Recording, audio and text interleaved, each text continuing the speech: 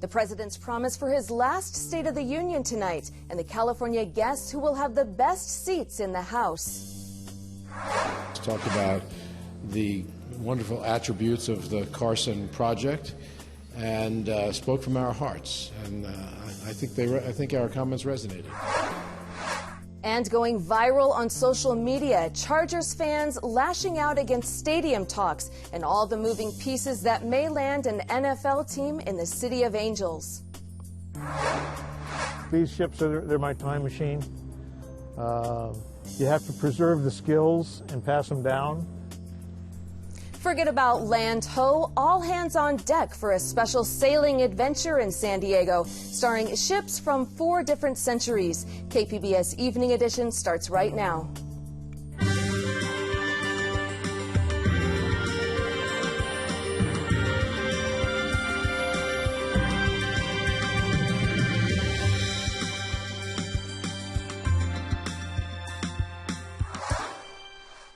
Good evening. Thanks for joining us. I'm Susan Murphy.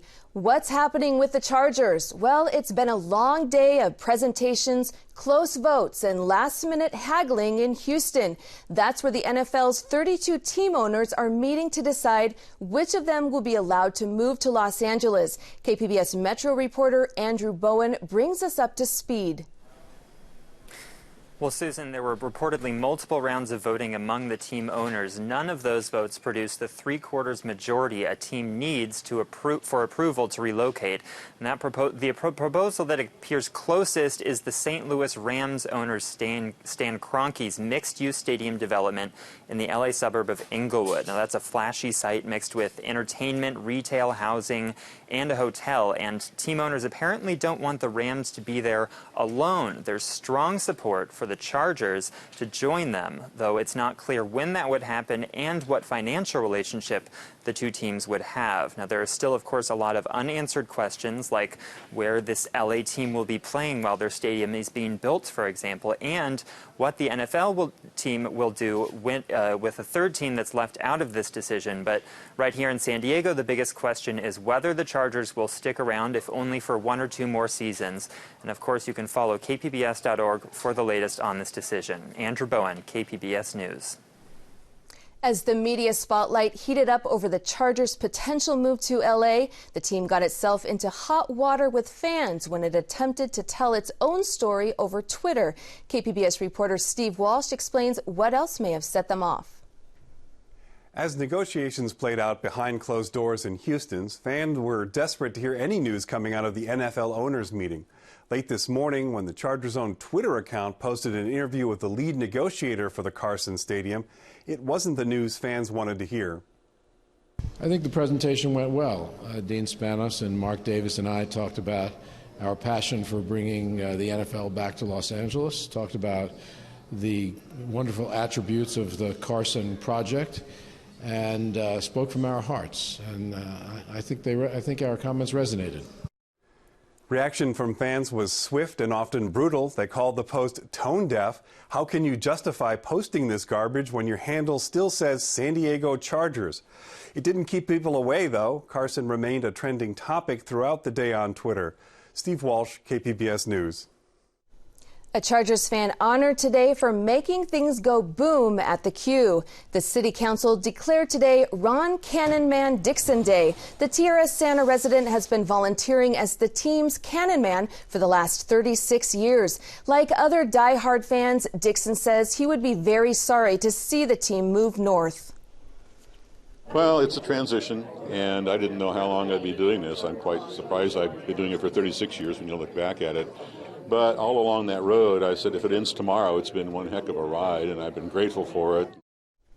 He fired off the cannon at every home game since 1980. This includes playoff games and at Super Bowl 29. Building a vision of economic progress on his watch, President Obama is set to use his final State of the Union to ease worries about national security and terrorism. His primetime address will be his first of the campaign season. The address comes this week, just weeks before the Iowa caucus, kicking off voting in the presidential race. Candidates vying for the White House will be in the House chamber, including Republican Senator Marco Rubio of Florida and Democratic Senator Bernie Sanders of Vermont. A hero from California will be on hand tonight at President Obama's final State of the Union address. Staff Sergeant Spencer Stone of Sacramento will be one of the guests of the First Lady. He is one of the Americans who stopped a terror attack on a Paris-bound train back in August. As Americans, we don't just sit down and take things. So I think we showed what America is about, and I think sometimes people forget, how strong this country is, and I'm just glad I got to represent us well. Spencer helped stop a man from opening fire on passengers on the crowded train and received France's top honor from the nation's president. A San Diego war veteran and entrepreneur will also hear the president's speech live in D.C. Congressman Scott Peters invited Joe Musselman, the founder of the Honor Foundation. His organization helps veterans transition to careers in the private sector. Another California hero will be in the House. Congresswoman Susan Davis is giving her ticket to James Parnell, one of the San Bernardino first responders. Parnell was on staff at the Loma Linda University Medical Center as patients were brought in during the attack. We're less than an hour away from the president's final State of the Union, a speech that may set the tone for his last 12 months in office. You can watch that live on KPBS. Special coverage on the address starts at 6 p.m. on the PBS NewsHour.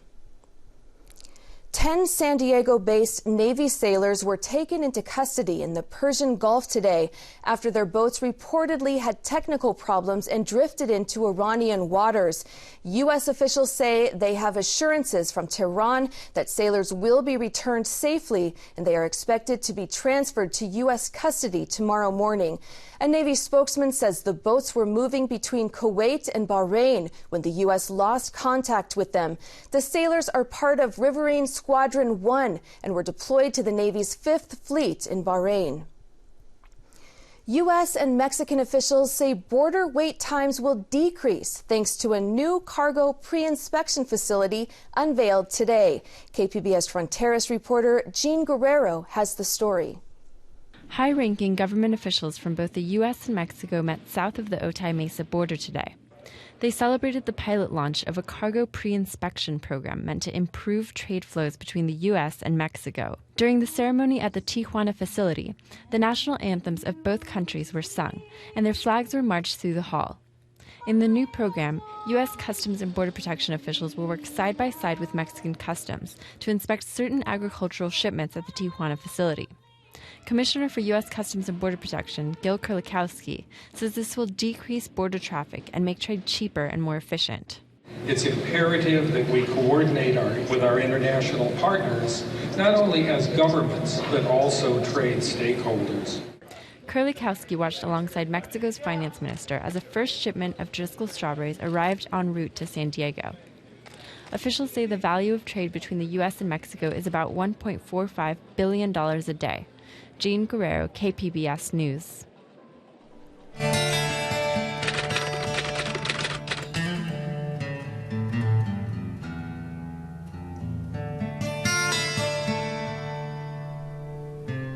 They're not giving up. San Diego City Council members voted to appeal a recent order by the Public Employment Relations Board ordering the city to take back a voter-approved pension reform measure. The board members say the reform plan was flawed, and they want the city to retroactively cover pensions for 2,000 workers. City Attorney Jan Goldsmith says the board was trying to create a new law by declaring that a citizen initiative should be unwound. State air quality regulators are rejecting Volkswagen's recall plan to fix 500,000 cars programmed to trick government emission tests. The California Air Resources Board says the plan doesn't include a good way to get in touch with owners of affected vehicles and doesn't say how the fix will affect future emission results. Volkswagen says it will continue to work with regulators. Californians can now recycle used mattresses for free. A law passed in 2013 required the mattress industry to develop a program which launched today. The Bye Bye Mattress program allows people to drop off mattresses or box springs at participating waste facilities for no charge. The program aims at deterring the illegal dumping of mattresses in communities. Turned out it was a problem for cities across the state of California. Hundreds of thousands of dollars, $500,000 in Oakland alone, but millions of dollars statewide were being spent by cities retrieving these mattresses and throwing them in landfills. The program is funded through an $11 recycling fee that is collected when a mattress is sold. Renting a car at the San Diego International Airport is about to get easier. A new $316 million rental car center is set to open its doors to the traveling public next week. Visitors who fly into San Diego will soon find 14 rental car companies under one roof. Construction workers on Tuesday were putting the finishing touches on the 2 million square foot facility located on the north side of the airport on Pacific Highway. The 4-level sustainable structure holds 5,400 rental cars and 72 gas pump stations. This is improving the customer experience here at San Diego International Airport. It's a great and convenient way for our customers to access their rental cars. Robert Gleason is board chair of the San Diego County Regional Airport Authority. He says the airport averages 1 million car rentals per year, and the consolidation will reduce the number of shuttle buses circulating around the airport. Rental car companies will now share a fleet of alternative fuel buses.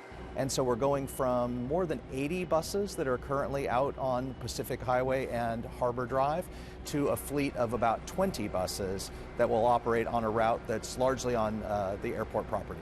The project, which features several public art displays, began construction in fall of 2013. It will be paid for through a fee added to rental car transactions. The rental car center opens on January 20th.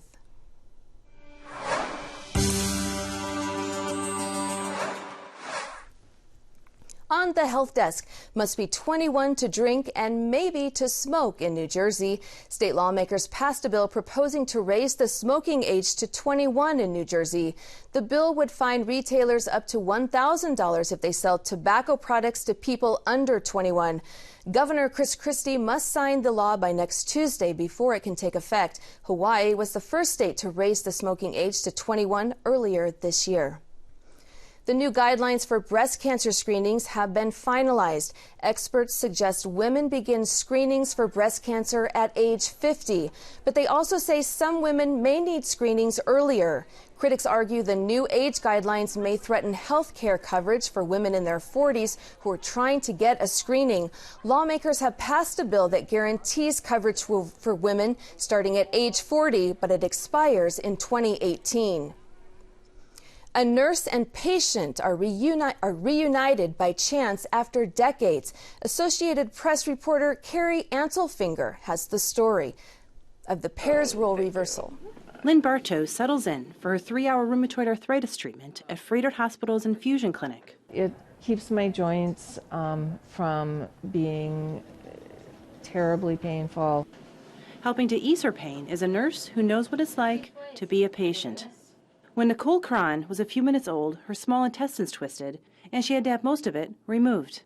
She had to be closely monitored for the first 5 years of her life at Children's Hospital of Wisconsin. Her mother says Nicole, who liked to call herself Nene, became particularly attached to one of the nurses. I'd say we're going to go to the doctor, and she'd say she's going to go see Sweet Linny. Nene and Sweet Linny even ended up on the cover of the hospital's nursing magazine and a story about long-term care. Cron not only survived, she thrived. I just think that my past has definitely shaped the nurse that I am. The past caught up with the 30-year-old this summer when she tended to a patient with rheumatoid arthritis, a semi-retired nurse in the hospital's neurology clinic. I said, oh, like, was that where you spent most of your career? And she's like, no, I spent a lot of my career, I spent my early career at the GI clinic at Children's. That's when it hit them both. I said, you're Nini. And she said, yes, I am. And we suddenly realized we had this connection that went way back to her being a toddler. And I'm like, that toddler is now taking care of me. And I think I spent the rest of the day crying through that infusion. Cron says she was too young to remember much about that time, but she is sure Sweet Lenny's kindness influenced her. Yeah, I don't know if it's a small world or if it was meant for me to take care of her after all these years. The pair now see each other every 5 weeks for Bartos's appointment. I was given a gift to know that 44 years of nursing, I did make a difference. With the roles reversed, Nini is now the one providing comfort to Sweet Lenny. Carrie Antelfinger, Associated Press. California's nonpartisan legislative analyst is recommending that state lawmakers budget carefully this year in preparation for the next recession. This is as tax revenues continue to exceed expectations. The LAO suggests the state may very well be reaching the peak of this long economic expansion. The analyst's report released yesterday says even after building a larger budget reserve, there would likely be money available for new ongoing spending commitments.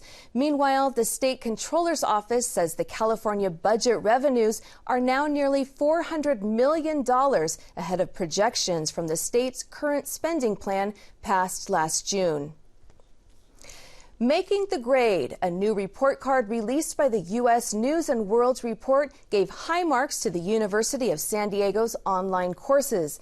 The university ranks 9th in the country for its graduate business program. USD's Master of Science in Supply Chain Management ranked 1st in student engagement and 14th in admission selectivity. The school's Master of Education degree ranked 62nd in the nation.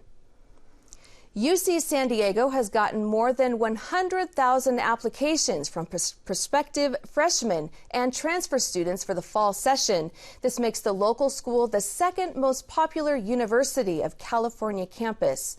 Freshmen accounted for 84,000 applications. School officials say that's an increase of nearly 8% over last year's total. There are nearly 18,500 undergraduate transfer students looking for a spot at the UC San Diego campus. That's up more than 14%. The most popular majors chosen by freshman applicants are in the social sciences, engineering, and biology. Nearly half of those wishing to transfer are social science majors. The high school grade point average was just a shade over 3.8 for freshman applicants. The high surf caught at least one beach fan by surprise today. Lifeguards had to rescue a 59-year-old man this morning. This was by Sunset Cliffs. Lifeguards say it looks like he was trapped by a large surf by the cliffs. No injuries were reported. All clear for San Diego weather now. We're looking at a mix of sun and cloudy skies for the week with seasonable temperatures. Stephanie Olmo shows us where some people will deal with below freezing temperatures in tonight's KPBS weather report. A series of Pacific storms will continue to slam across the northwest region and also getting in some of the action here, northern and even central portions of California as we head into the next couple of days. But further south around San Diego, we're looking clear for tonight and even as we head into the next couple of days. Satellite and radar for tonight, San Diego looking at mainly clear skies, bone dry conditions throughout much of these areas. Borrego Springs right back down into Ramona. Really not a whole lot going going on. We're looking at calm conditions, clear to partly cloudy skies in San Diego. Lows dropping back to 48 degrees, and Ramona dropping back into the low 30s. 24 for tonight in Mount Laguna, and Borrego Springs also looking at overnight lows just below freezing. Now, for our Wednesday, once again, like I was talking about, the storm system, that's going to work its way further east, getting in some of the action. Places like San Francisco getting some rain, and all the wet weather increasing further south into central portions of California. So being that we have this weak trough further up north, do expect conditions to cool just a bit in San Diego as we head into Wednesday, but still temperatures will keep them in the 60s. And even around the Four Corners region, we do have this ridge across the area here, and that's going to promote quite seasonable temperatures, very dry conditions throughout much of these areas, but snow in the Sierras and also around the state of Nevada. Checking out your extended outlook for the coast, taking a look as we continue throughout the week. On Wednesday, we're looking at partly sunny skies. Notice a little dip in temperatures. Temperatures falling back into the low 60s. We have to watch out. We do have a high surf advisory in place into the overnight hours tonight. On Thursday, partial sunshine as well. Temperatures remaining in the low 60s, so a little bit below average for this time of year, but really not too bad the next couple of days. 61 on Friday, wrapping up the work week, and really just looking great as we head into the weekend, Saturday and Sunday, with temperatures remaining in the 60s. As we take it further inland, your 5-day outlook looking great here. Wednesday, Thursday, a mix of sun and clouds, temperatures at about 65 degrees for tomorrow. A little dip in temperatures as we head into Friday, wrapping up the work week, dropping back into the low 60s and then climbing into the middle 60s as we head into the weekend, Saturday and Sunday. Well, how about the mountains? Increasing cloud cover as we head into the day on Wednesday, coming in at 53 degrees, 52 on Thursday, keeping things nice and quiet Friday into the weekend, Saturday and Sunday. Temperatures at around 55 degrees as we wrap up the weekend. Last but not least, our 5-day outlook for the deserts. Nice and calm around this area. Wednesday, Thursday, and even Friday. Temperatures remaining in the upper 60s. Overnight lows dropping back into the 40s. And then as we head into the weekend, also actually looking great. Temperatures in the upper 60s on Saturday, 73 on Sunday. Stephanie Omo, KPBS News. A native of National City has won the 2016 Newbery Medal, one of the most prestigious awards in children's literature. Matt de la Pena is also the first Latino author to win the award in its 94-year history.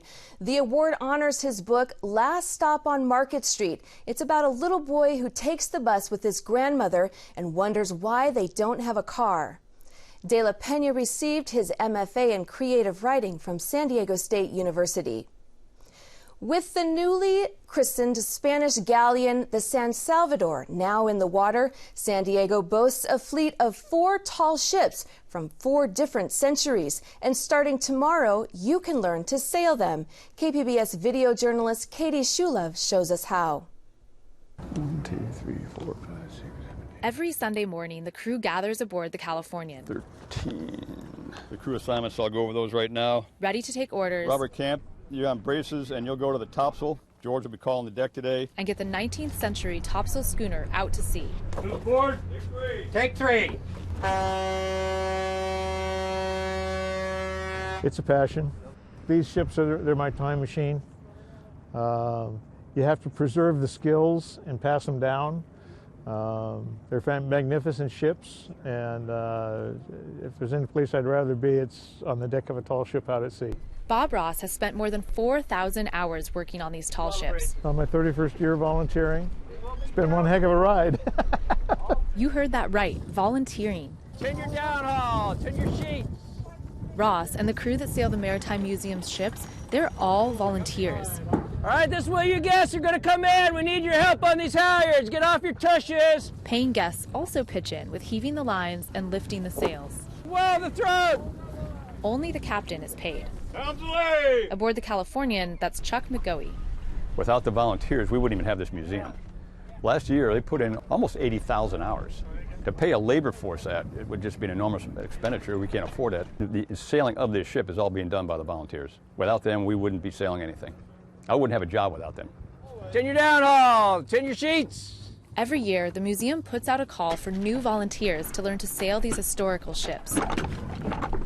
It's a dying skill in today's world of technologically advanced vessels. There's only a handful of people in the world that have this knowledge to be able to take a replica vessel or something as an artifact like the Star of India out to sea and handle that just under her own power of the wind and the sails. Let's do some more. Let's get some more on this. George Sutherland has been volunteering here for 25 years. We start you out with the basics of learning to identify the parts of the ship, the parts of the rig, and then get into the lines that actually handle maneuver. We'll teach you the knots. He gives commands aboard the Californian as the first mate.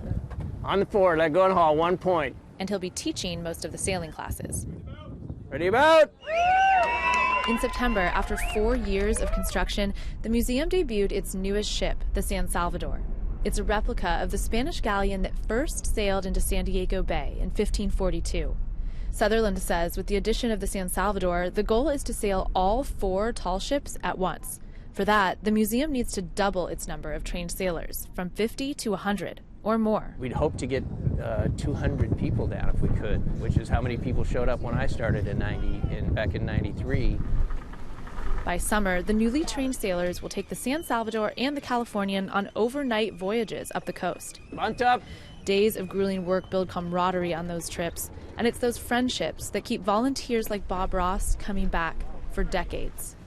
You become shipmates, and you can't explain it to somebody that's never been there, but to somebody that has, you don't need to. Katie Shulev, KPBS News. We want to update you on our top story, the fate of the San Diego Chargers. NFL owners still have to vote on who will be allowed to relocate to Los Angeles. That vote is expected shortly. The league hasn't made any official announcements yet. A news conference is expected this evening. We are continuing to follow the situation and will keep you updated online at kpbs.org. Here's a look at what we're working on for tomorrow in the KPBS newsroom. On Morning Edition, Shakespeare inspires a modern work about a young man at odds with his politically powerful father. We're marking the 25th anniversary of My Own Private Idaho. That's tomorrow on KPBS Radio. You can find tonight's stories on our website, kpbs.org/evening edition. Thank you for joining us. Have a great evening.